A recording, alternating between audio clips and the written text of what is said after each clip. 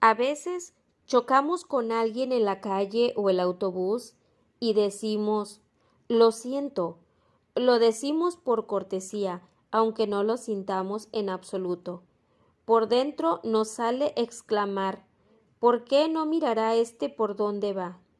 O si alguno se molesta por algo que hemos dicho, con toda inocencia decimos, lo siento. Aunque por dentro estemos comentando, ¿por qué será este tan susceptible? Es muy fácil multiplicar los ejemplos y ocasiones en que la gente dice lo siento sin sentirlo. Pero a lo que aquí vamos es que si nos disponemos a recibir el sacramento de la penitencia o nuestra contrición es 100% sincera o es mejor no ir a confesarnos en absoluto. Recibir el sacramento de la penitencia sin dolor verdadero es hacer una confesión indigna, y el sacramento sería inválido e infructuoso si no tenemos contrición auténtica. Dios no nos perdonará los pecados. ¿Cómo podemos, pues, saber si nuestra contrición es auténtica o no? ¿Cuáles son los requisitos esenciales de un acto de contrición genuino? Los teólogos enumeran 4 condiciones. El primero y más evidente de los requisitos es que la contrición sea interior.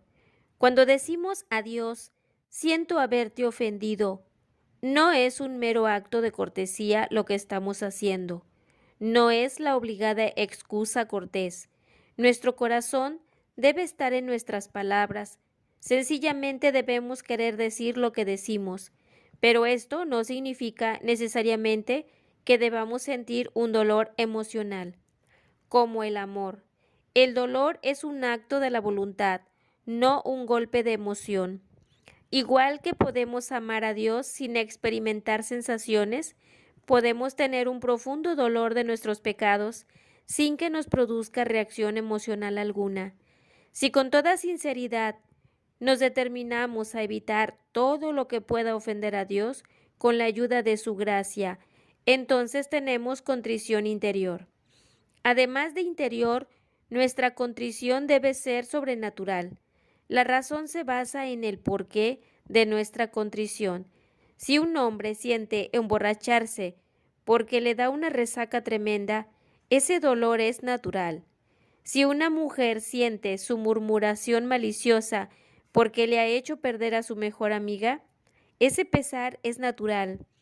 Si un niño siente su desobediencia porque le darán unos azotes, es dolor natural. Este dolor natural no tiene nada que ver con Dios, el alma o motivos sobrenaturales. No es que esa congoja sea mala, pero sí insuficiente en relación con Dios. Nuestro arrepentimiento es sobrenatural cuando nace de consideraciones sobrenaturales. Esto es cuando su porqué se basa en la fe en algunas verdades que Dios ha enseñado. Por ejemplo, Dios nos ha dicho que debemos amarle sobre todas las cosas y que pecar es negarle ese amor. Dios nos ha comunicado que un pecado mortal causa la pérdida del cielo y nos merece el infierno, y que el pecado venial debe ser satisfecho en el purgatorio. Nos ha hecho saber que el pecado es la causa de que Jesús muriera en la cruz y que es una ofensa a la bondad infinita de Dios. Nos ha transmitido que el pecado es odioso por su misma naturaleza, cuando nuestro dolor se funda en estas verdades que Dios ha revelado. Es dolor sobrenatural. Se ha elevado por encima de meras consideraciones naturales. En tercer lugar, nuestro dolor debe ser sumo, es decir, debemos ver realmente el mal moral del pecado como el máximo mal que existe, mayor que cualquier desgracia física o meramente natural que pueda ocurrirnos. Significa que cuando decimos a Dios que nos arrepentimos de nuestros pecados, estamos dispuestos, con la ayuda de su gracia, a sufrir cualquier cosa antes que ofenderle otra vez. La frase "con la ayuda de su gracia" es muy importante. El dolor sumo no excluye un sano temor de pecar otra vez, si la victoria dependiera de nuestras solas fuerzas humanas. Al contrario, debemos desconfiar de nosotros y de nuestra autosuficiencia. Debemos reconocer que dependemos de la gracia divina. Al mismo tiempo sabemos que la gracia de Dios no nos faltará nunca si ponemos lo que está en nuestra mano. Sería un gran error tratar de comprobar si nuestro dolor es sumo o no imaginando tentaciones extraordinarias. Por ejemplo, carece de sentido que un hombre se pregunte, ¿me mantendría casto si me encerraran en una alcoba con una mujer desnuda y seductora? Sin culpa nuestra, Dios jamás permitirá que tengamos que enfrentarnos con tentaciones que superen nuestra capacidad de resistencia. Y si Él permitiera tentaciones fuera de lo común, podemos tener la certeza absoluta de que nos daría todas las gracias extraordinarias que necesitemos para vencerlas. Nuestro dolor interior, sobrenatural y sumo debe ser finalmente universal. Esto significa que debemos arrepentirnos de todos los pecados mortales, sin excepción. Un solo pecado mortal nos separaría de Dios y nos privaría de la gracia santificante. O nos dolemos de todos, o no podremos recuperar la gracia de Dios, o todos son perdonados o ninguno. Si diéramos 4 bofetadas a un amigo, sería ridículo decirle me arrepiento de 3 de ellas, pero no de la 4ª. Debe notarse que estas 4 condiciones se aplican tanto a la contrición perfecta como a la imperfecta. Especialmente de la segunda condición, la gente tiene a veces una noción equivocada y confunde el dolor natural con la contrición imperfecta. Y no son lo mismo en absoluto. También la contrición imperfecta debe ser sobrenatural en sus motivos. Debe basarse en una razón conocida por la fe, como la creencia en el cielo y el infierno, o la esencial fealdad del pecado.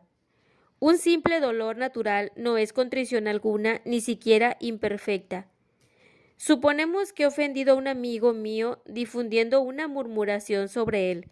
Queriendo recuperar su amistad, me excuso diciendo, siento lo que hice, Pedro, pero me reservo el derecho de hacerlo otra vez si me viene en ganas. No hace falta ser profesor de psicología para adivinar que Pedro seguirá ofendido y con razón. Mi pretendida disculpa no lo es en absoluto. Si de veras lamento haberle ofendido, me propondré no hacerlo otra vez. Es lo mismo con las ofensas a Dios. No hay acto de contrición verdadera si no va acompañada del propósito de enmienda. Este no es otra cosa que la simple y sincera determinación de evitar el pecado en el futuro y las ocasiones de pecado en cuanto no sea posible. Sin esta resolución no puede haber perdón de los pecados, ni siquiera de los veniales. Una ocasión próxima de pecado es cualquier circunstancia que nos pueda llevar a él. Algunas ocasiones de pecado son próximas por su misma naturaleza, libros y dibujos declaradamente obscenos. Por ejemplo, otras pueden ser ocasiones próximas solo para determinados individuos.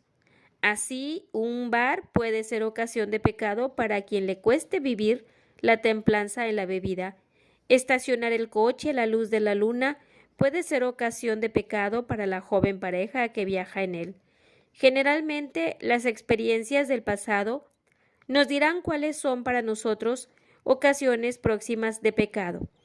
Al hacer el acto de contrición, debe renunciarse resueltamente a todas estas amenazas a nuestro bien espiritual, provengan de personas, lugares, cosas o de determinadas actividades.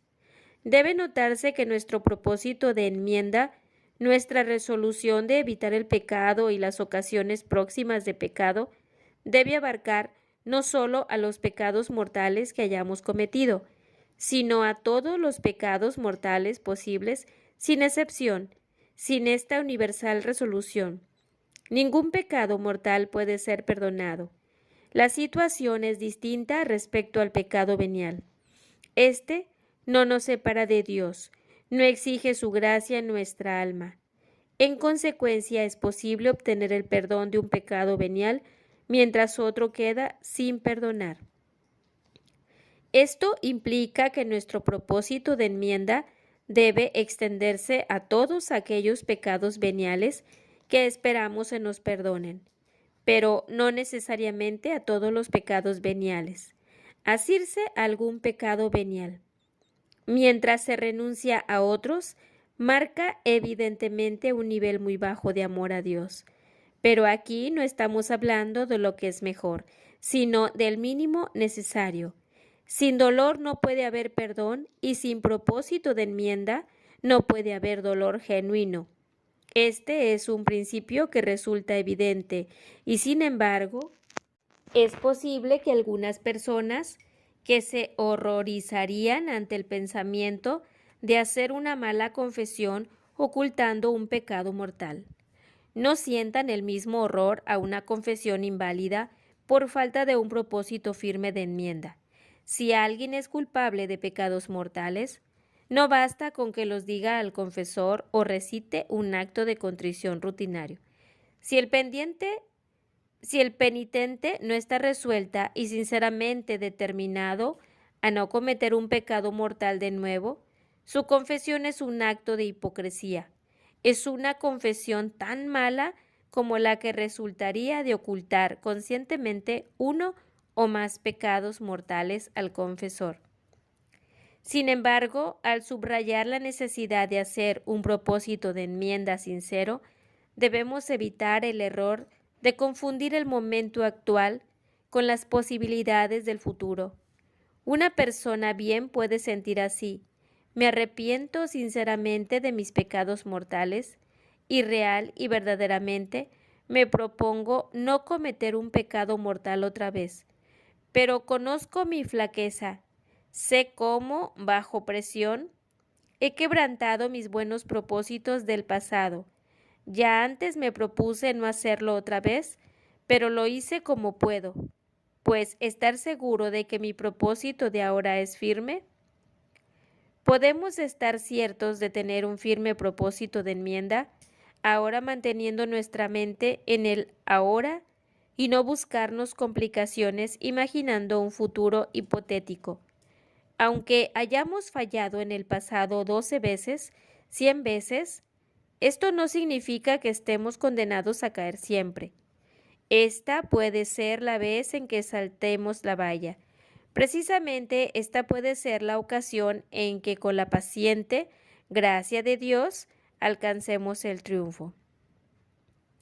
Aunque es un axioma avalado por un largo uso, no es cierto que el infierno esté lleno de buenas intenciones. El que está lleno de buenas intenciones es el camino del cielo. El del infierno está hecho de desánimos y desesperación. ¿Cómo podríamos triunfar si no lo intentáramos una vez y otra aún, sin desanimarnos? El que escala una montaña puede avanzar 3 pasos y retroceder 2, pero si es lo bastante tenaz, lo bastante recio, alcanzará la cima al fin. Una persona que tenga la desgracia de caer en un hábito de pecado, sea de impureza, ira, contra la caridad o cualquier otra virtud, especialmente necesita convencerse de este tema del verdadero propósito de enmienda. Lo que cuenta en la confesión es este momento de ahora y esta intención de ahora. Puede que después haya más tropiezos y más caídas antes de la victoria final, pero el único pecador que es derrotado es aquel que deja de buscarla.